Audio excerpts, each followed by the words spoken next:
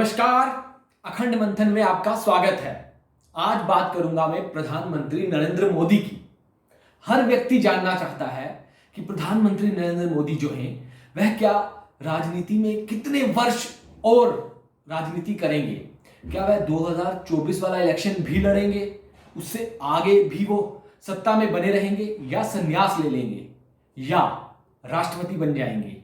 हर व्यक्ति के मन में प्रधानमंत्री नरेंद्र मोदी से जुड़े बहुत सारे सवाल उठते हैं। आज उनकी कुंडली का करूंगा मैं विश्लेषण, और ऐसी ऐसी बातें आपसे करूंगा जो शायद आज के समय में, आज की परिस्थितियों में उचित ना हो, लेकिन भविष्य में आप कहेंगे कि ये सटीक बातें थी, मैंने तब ये बातें बिल्कुल उचित और सही की थी।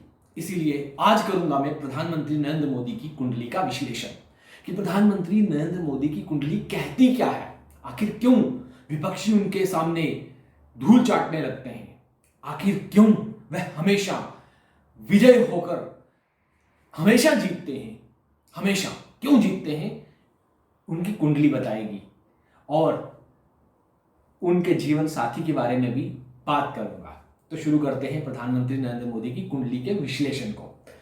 17 सितंबर 1950 सुबह 11:40 पर प्रधानमंत्री नरेंद्र मोदी का जन्म हुआ था, और इनकी जो कुंडली है वह बनती है वृश्चिक लग्न की, और लग्न में मंगल और चंद्र बैठे हुए हैं। मंगल तो अपनी राशि का है, लेकिन चंद्र नीच का है, इसीलिए इन पर आरोप लगते हैं, लांछन लगते हैं। लेकिन अपनी राशि का मंगल है, इस वजह से यह बहुत बड़े योद्धा हैं, प्रतापी हैं, क्योंकि लग्नेश का लग्न में बैठना और वह भी मंगल का बैठना इनको अपने आप में योद्धा बनाता है। इसलिए इनके विपक्षी इनसे हार जाते हैं।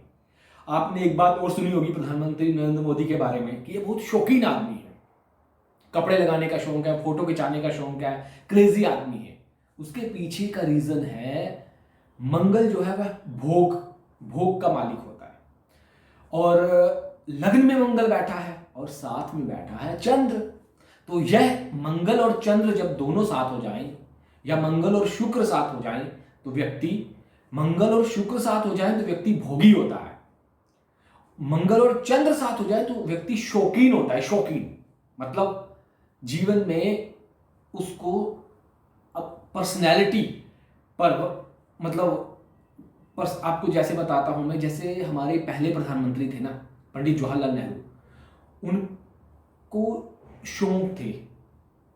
जैसे हमारे पहले प्रधानमंत्री थे पंडित जवाहरलाल नेहरू, जैसे कुछ लोग होते हैं जिनकी शख्सियतें होती हैं लोगों में एक अलग टाइप की क्रेज, उसी तरह नरेंद्र मोदी को भी एक क्रेज है पर्सनैलिटी का, फोटो खिंचवाने का, कपड़ों का। ये व्यक्ति के अंदर डेवलप होते हैं कब, जब ऐसे योग बनते हैं।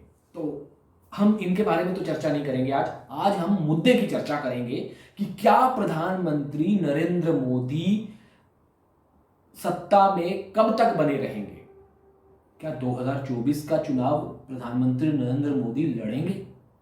जी हां, इनकी कुंडली जो है वह यह बताती है कि इनको अभी मंगल की दशा चल रही है, और जो रहेगी 2028 तक।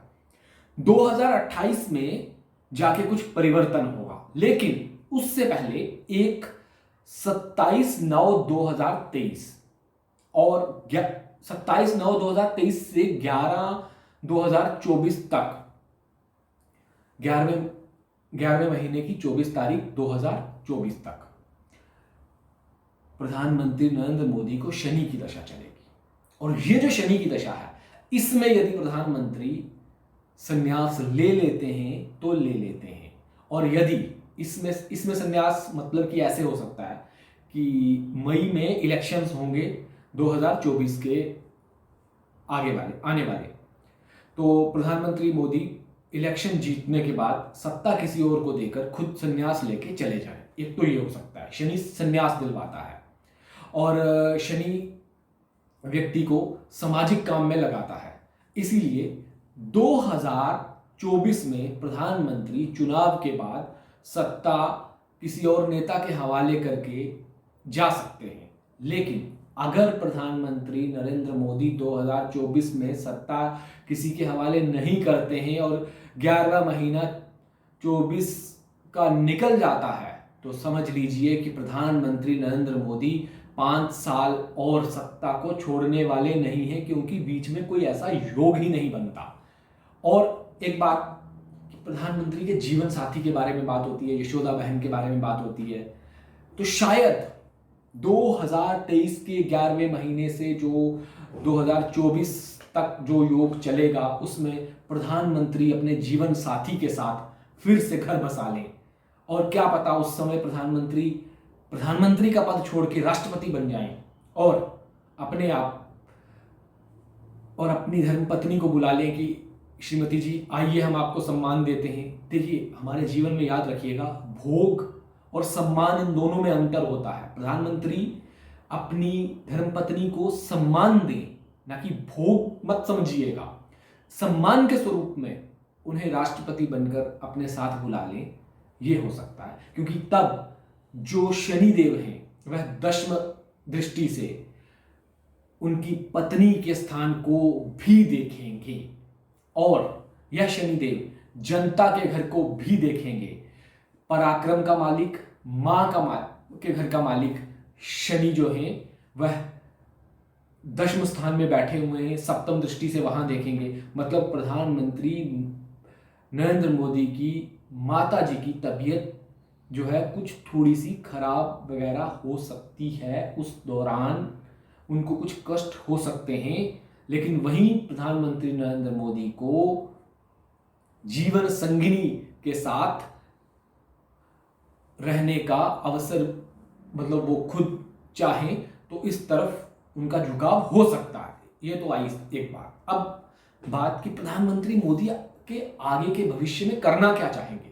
क्या प्रधानमंत्री नरेंद्र मोदी देश के राष्ट्रपति बनेंगे या वो सिर्फ प्रधानमंत्री से ही संन्यास ले लेंगे। 2028 जून 2028 में शायद नरेंद्र मोदी देश के राष्ट्रपति बन जाएं, क्योंकि तब प्रधानमंत्री नरेंद्र मोदी को राहु की दशा शुरू होगी और राहु में राहु होगा और राहु पंचम भाव में है, बुद्धि के स्थान पर राहु है और राहु तृतीय दृष्टि से देख रहा है सप्तम स्थान को। राहु सप्तम दृष्टि से देख रहा है लाभ स्थान को, दशम दृष्टि से देख रहा है धन स्थान को। जब बुद्धि पर, विवेक पर, इतनी सारी जगहों पर राहु देख रहा है तो राहु व्यक्ति को ना संन्यास की ओर नहीं जाने देता। तब राहु कहता है कि परिवर्तन करिए। प्रधानमंत्री नरेंद्र मोदी शायद तब परिवर्तन करके सत्ता किसी और नेता को देके 2028 की बात कर रहा हूं, तब राष्ट्रपति बन जाएं और देश का प्रधानमंत्री किसी और लीडर को बना दे। आप कहेंगे मैं ये कैसे कह सकता हूं कि देश के प्रधानमंत्री नरेंद्र मोदी, तब तक बीजेपी जीतती ही रहेगी और प्रधानमंत्री राष्ट्रपति बन जाए। पहले मैं 23 में कह रहा हूं, 23 से 24 के बीच में, और फिर मैं कह रहा हूं कि 28 के बाद। वह इसीलिए कह रहा हूं क्योंकि प्रधानमंत्री नरेंद्र मोदी को 2028 तक मंगल की दशा चल रही है और ये मंगल जो है यह बहुत ही प्रबल है, शक्तिशाली है, लग्नेश है और लग्न में बैठा हुआ है और छठे घर का मालिक भी है और लग्न का मालिक भी है। लग्न का मालिक, छठे घर का मालिक जब लग्न में बैठा हुआ है तो शत्रुओं का विनाश अपने आप ही हो जाता है। और दूसरी बात, राहु जो है वह पंचम घर में है और राहु के लिए कहा जाता है कुजवत केतु शनिवत राहु, कि जब राहु अकेला होता है, केतु अकेला होता है, केतु मंगल की तरह और राहु शनि की तरह फल देता है। और राहु अगर शनि की तरह फल देगा तो चतुर्थ और पंचम भाव का फल, तृतीय और चतुर्थ भाव, जनता का और मातृशक्ति वाला भाव, वाहन वाला भाव जिसे कहते हैं, यहां का फल भी देगा, शनि का फल भी देगा और बैठा भी पंचम स्थान में हुआ है। इसलिए राहु की दशा में परिवर्तन कर सकते हैं प्रधानमंत्री मोदी, न कि संन्यास लेने की सोच सकते हैं। अगर संन्यास की सोच सकते हैं तो वो सिर्फ और सिर्फ 2024 में ही सोच सकते हैं, वरना उसके बाद प्रधानमंत्री नरेंद्र मोदी सत्ता को नहीं छोड़ेंगे।